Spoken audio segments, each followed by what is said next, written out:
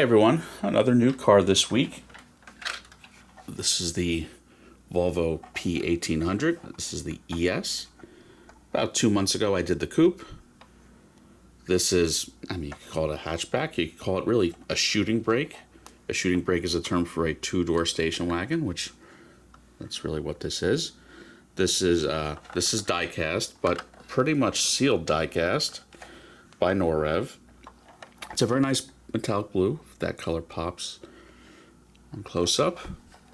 Pretty much nothing opens except for this rear hatch, which is an interesting choice. No opening doors. As you see, it just kind of came out of the little struts, but it does have little scale struts, so that's nice. Pop those back down. Yeah, there's no carpeting. It's not the most detailed model. This is kind of like lower end Norev. You can make out the interior a little bit. I think it's represented as a manual transmission. But yeah, no carpeting. Wheel detail is okay. The wheels do steer.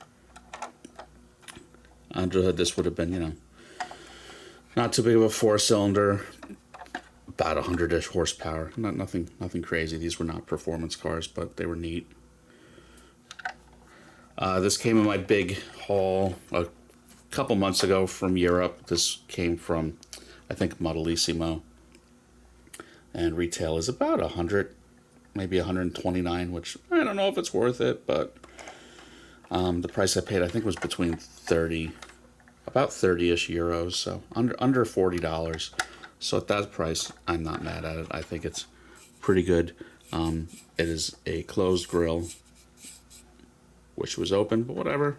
Again, at that price, I'm not mad at it. This displays pretty well. And I think it's worth having the coupe and this shooting brake. Referred to a limited edition of 500 pieces. It is not numbered. The platform is marked 1800 ES. Typical Norev window box. But yeah, again, pretty nice piece.